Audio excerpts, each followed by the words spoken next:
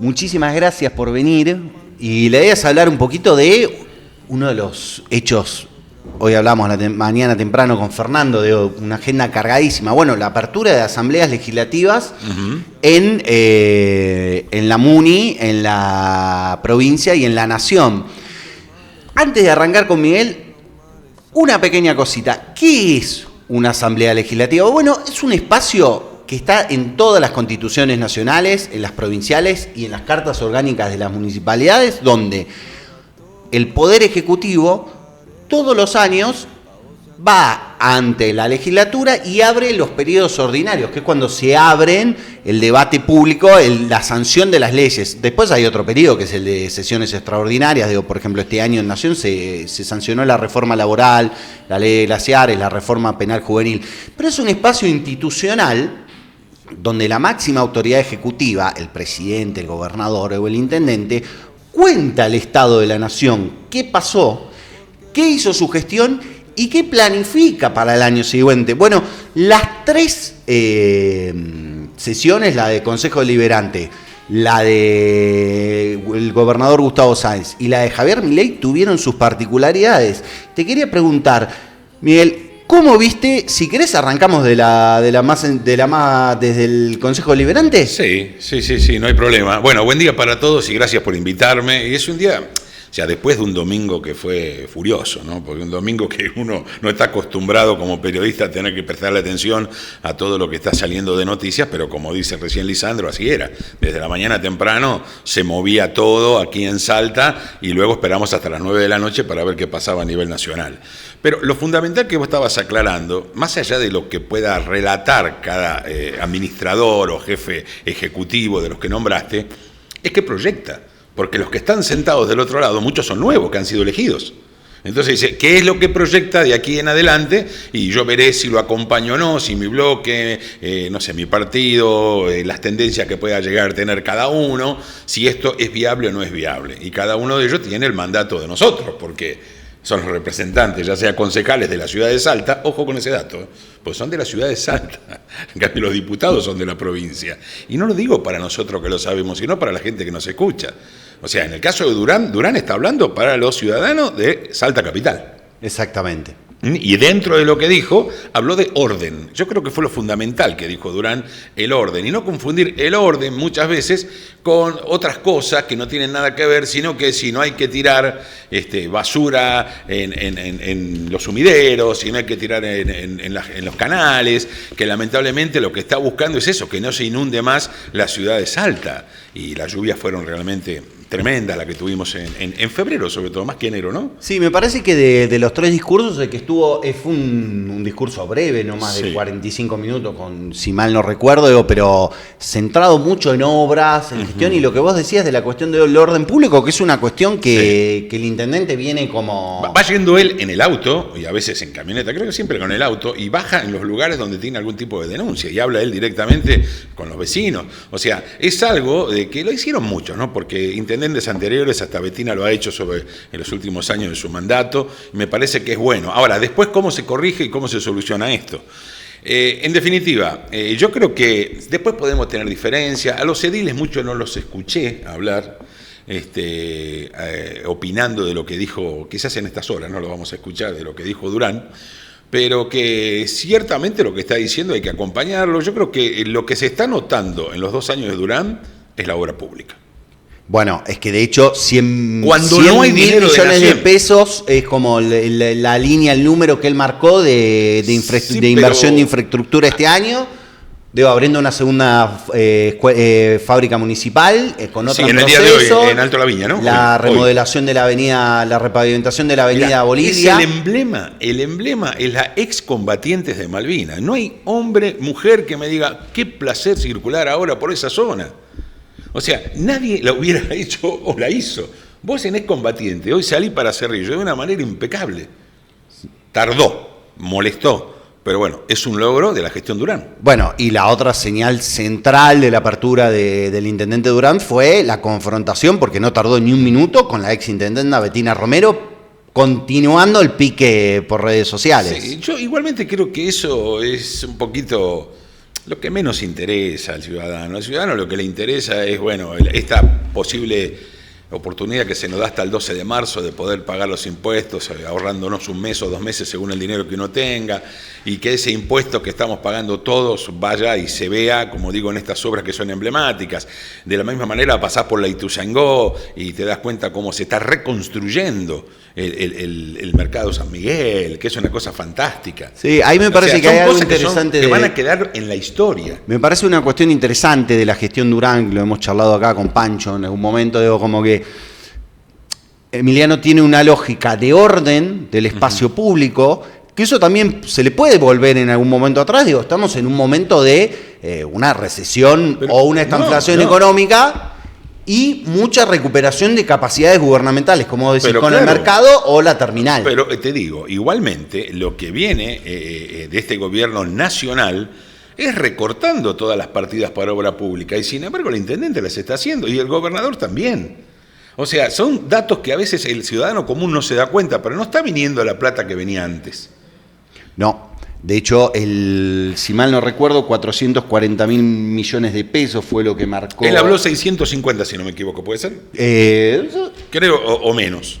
Bueno, pero eso es solo de recorte de coparticipación, de fondos, digo, el gasto corriente del gobierno provincial todos los años. Y ahí te llevo, subimos un poquito más, charlamos de la apertura de Gustavo Sáenz, digo, me parece que fue como claramente también centrada en la defensa de su gestión, de las obras, haciendo muchísimo énfasis, sobre todo también en las cuestiones de salud, del IPS, de las obras viales, diciendo somos la provincia que más obras viales tiene abierta en este contexto, pero bueno, también marcando muchísimo la cuestión de la necesidad de los fondos nacionales. Claro, pero Sáenz siempre mantiene algo que le viene diciendo desde que ocupó el Ejecutivo tanto municipal como de gobierno, que es la defensa nuestra, de los salteños, el defender a los salteños, salir a defender a los salteños.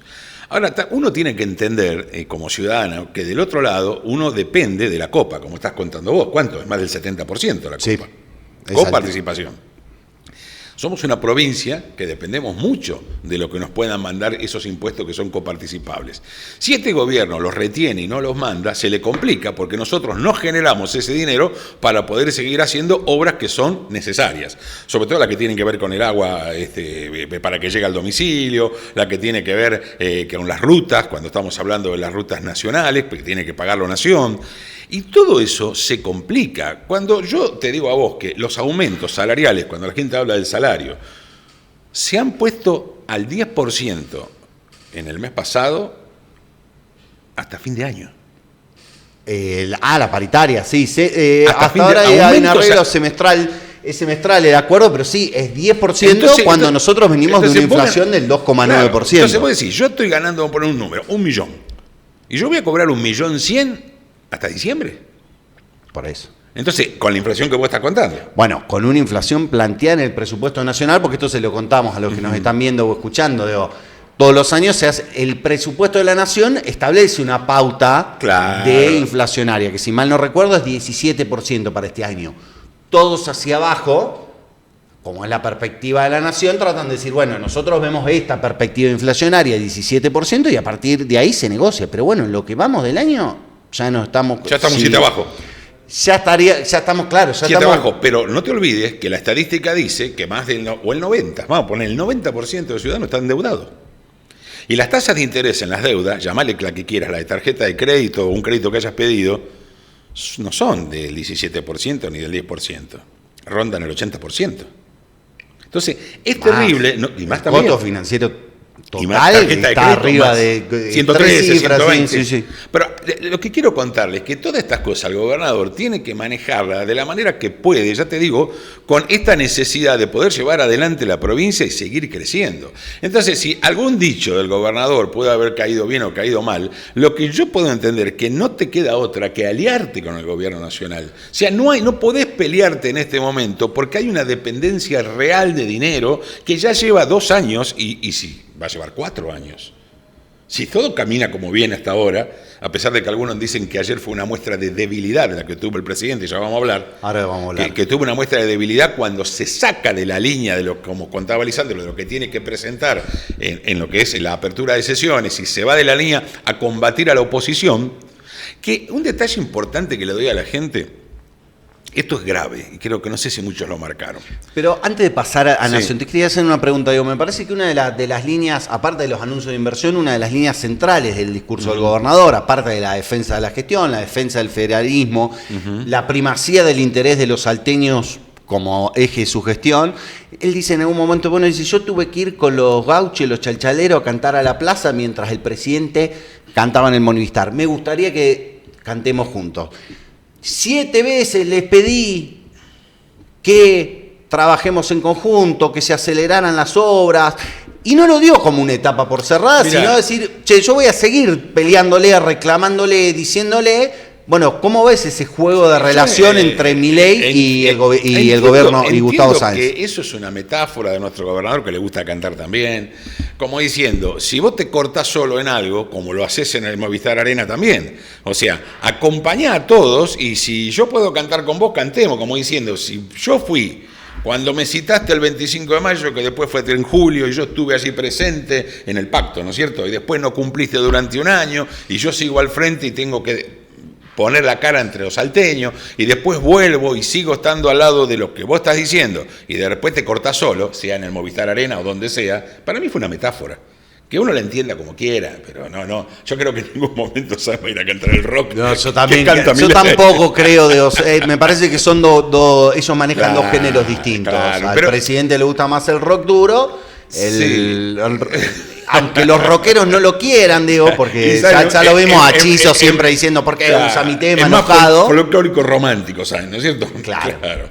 Pero creo que lo tomo por ese lado nada más, pero creo que quedó bien claro. Sí, quizá a veces alguien no sabe si despega o no despega de los votos de los propios representantes, ¿no es cierto?, que tenemos en el Congreso. Bueno, después vamos a tener Porque un todos audio echan la más culpa, adelante. le echan la culpa al gobernador, pero el gobernador tiene, si el gobernador indica, no indica lo que tiene que hacer. Yo creo que que Sáenz le extendió una mano, o le hizo una propuesta a los legisladores provinciales de La Libertad Avanza, como diciéndole, yo trabajo con ustedes, soy recíproco, trato de darle las herramientas y ustedes, yo les doy la mano y me dan un martillazo en la mano. De hecho tenemos, después lo vamos a pasar, ¿Sabe qué pasa, si entramos Lisandro? a Roque Cornejo diciendo discurso Sí, mentiroso, pero- no tiene plan, no tiene... Pero a mí me parece que, un ejemplo, lo que ocurrió en diputados con Biela, ponele, y con Outes, vamos, esos dos te tomo nomás, era más fácil levantarse y irse o abstenerse. Claro, costo para en el sentido político, un costo. Lo conocemos los dos, y yo no sé cuál fue el argumento que dio Bernardo Biela hasta ahora, porque hasta 48 horas antes estaba en contra.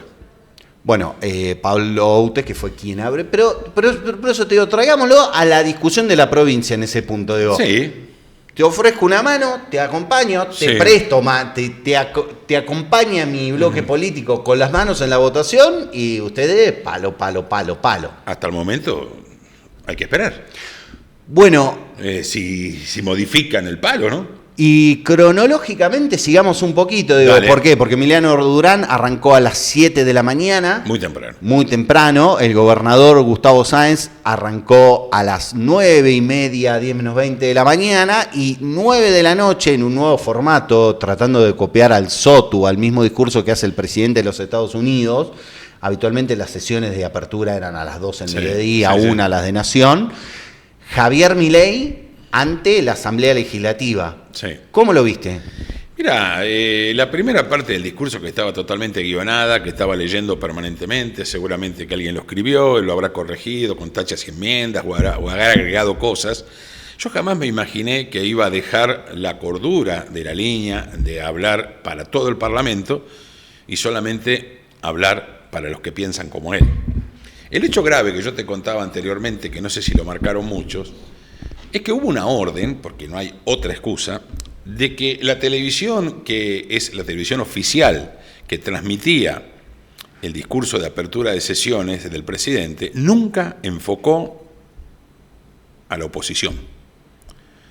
Entonces, hay algo que... yo me pregunto, ¿eso es libertad? ¿Eso es la libertad? La televisión que hizo toda la cadena nacional, en ningún momento usted va a ver a la oposición, a los que piensan distinto. Eran los balcones, eran los ministros, era la Corte Suprema, pero nunca vimos a la oposición cuando hubo más de 5 cruces con el presidente. Bueno, ahí para explicarle pero a la falta de a libertad, los oyentes, la falta de libertad hay que marcarla. Bueno, ahí le explicamos a los oyentes, les contamos. La transmisión es en el marco de la cadena nacional, Ley de Servicios de Comunicación Audiovisual, y esa transmisión oficial, en este caso, fue conducida y producida por la Cámara de Diputados, ni siquiera por la vicepresidenta de la Nación, Victoria Villarruel, que ya sabemos cómo es la situación con el presidente. Fue dirigida, conducida por los hermanos Menem, por el subsecretario de la Presidencia y por el presidente de la Cámara de Diputados, Martín Menem. A la Asamblea Legislativa van, obviamente, los senadores, Sí. los diputados, los ministros, o sea, la plana mayor del gobierno, y después van todas las autoridades del gobierno. Van los gobernadores, van los embajadores, va la Corte Suprema. Bueno, habitualmente en la cobertura de esta Asamblea Legislativa se trata de darle espacio a todos. Si bien es el discurso del presidente lo que prima. Bueno, ayer fue un encuadre y un guión que solo dio espacio a La Libertad Avanza.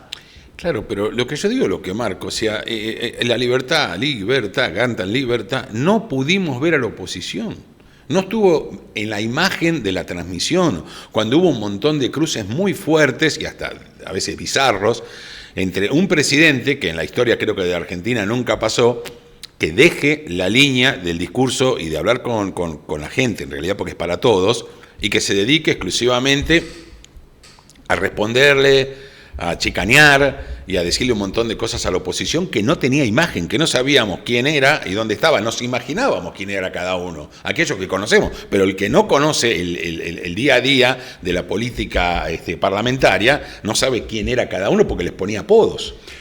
Acá tengo una listita de los apodos, epítetos y insultos que profirió el presidente. Ignorantes, ladrones, delincuentes, chorros, fracasados, fascistas, brutos, golpistas, parásitos, cavernícolas, profesionales de la mentira, chilindrina, trosca, oligarca disfrazado de pordiosero. Todo esto en el marco del Congreso de la Nación, no en un programa de chimiento político. En el medio de lo que tiene que ver con una presentación, con un anuncio de apertura de sesiones. Honestamente, y en un marco mundial tremendo, donde parece que estamos en el umbral de la Tercera Guerra Mundial. Y no dijo absolutamente nada. Bueno, sí, hubo una referencia alrededor de un alineamiento geopolítico, que es claro que es el que viene llevando, diciendo nosotros pertenecemos al Occidente, y hacia eso nos vamos, nos alineamos, en eso estamos, por eso tenemos los F-16. Digo, el alineamiento geopolítico en un momento de muy sensible de la política internacional, bueno, estuvo en parte en el discurso. Pero también en un momento se le fue la mano y dijo: a ustedes le pusieron 2 bombas. A ustedes, no a los argentinos. Claro. Y el gobierno era de Menem, al que le admira.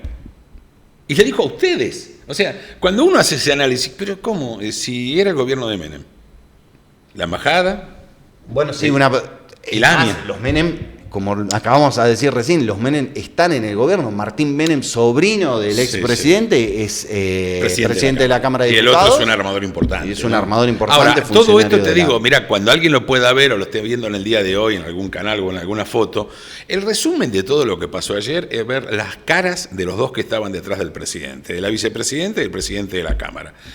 Era una seriedad, pero, a ver, muy cercana a lo que es algo que no gusta, algo que no entienden. En ningún momento. Yo creo que Menem había oportunidades que tenía que aplaudir y hacía así.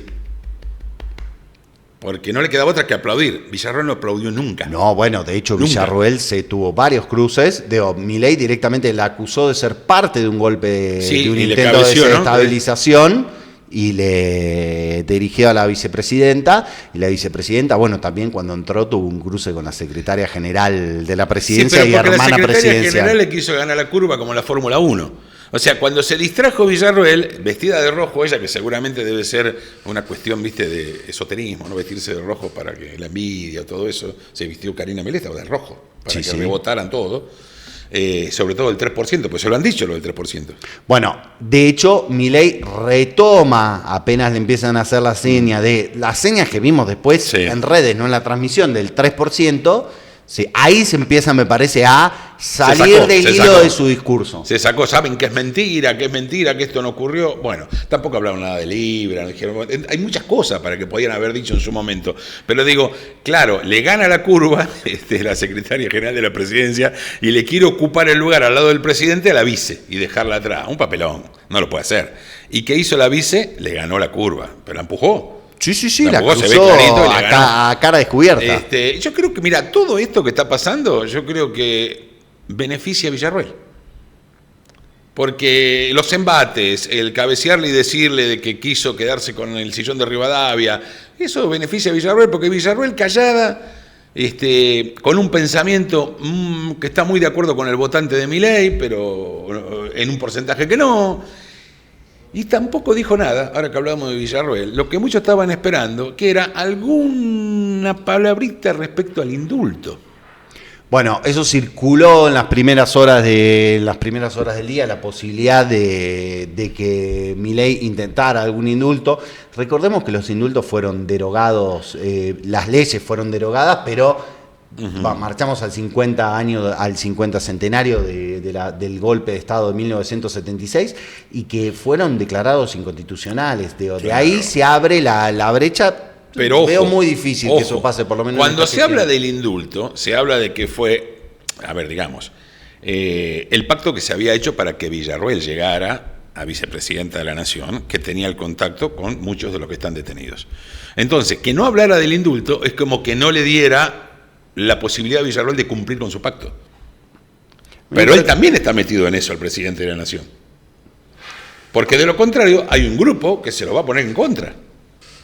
Sí, a mí me parece que igual, esto ya es más un análisis que me parece que las Fuerzas Armadas y las Fuerzas de Seguridad están, sobre todo las Fuerzas Armadas, están en un momento muy complicado con relación al gobierno nacional. La obra social los salarios, de las Fuerzas Armadas las tuvieron que derogar, desaparecer y pasarlo a otro sector. Los salarios y la imagen que están teniendo después de los incidentes que pasaron los miércoles y los días donde tuvieron con el camarógrafo la semana pasada. O sea, todo eso también, y que Milei no haya dicho absolutamente nada, es algo que hay que tenerlo muy presente. Seguramente con lo que está pasando a nivel internacional, que dentro de las cosas que han pasado se suspendió la finalísima de fútbol. La que va a jugar Argentina con España y que no la va a jugar. Quizás la cambien de sede, no lo sé. Tendrá que ir a Europa, tendrá que ir a otro lado. Sí, en un calendario ajustadísimo, pero yo lo que nos referí... Bueno, y aparte, hablando de relaciones internacionales, y capaz con esto cerramos, pues ya nos vamos, al gendarme Nahuel Gallo detenido... Ni una palabra tampoco. Ni una palabra. Volvió esta mañana en un avión de la Asociación del Fútbol Argentino, que está enfrentada con Milei, porque Milei lo está investigando a la AFA. Por eso, nadie sabe cómo entró gendarme argentino, Nahuel Gallo. En un avión. Sus condiciones de detención no estaban dentro del marco de la legalidad, por lo menos, pero lo trajo la AFA, no la Cancillería. Pero el problema del gobierno está en cómo lo trajo la AFA y no en la alegría de que volvió el gendarme. No, es una negación. De hecho, lo veíamos en el principal diario, en uno de los principales diarios nacionales, se habla de que vuelve el gendarme, de la alegría, de que está volviendo, por una gestión de la Federación Venezolana de Fútbol. No hubo contraparte. Pulpito, ¿estamos como para ir a vender? Bueno. Miguel, muchísimas gracias. Para mí, en este primer día era un desafío poder llevarlo adelante. Dale.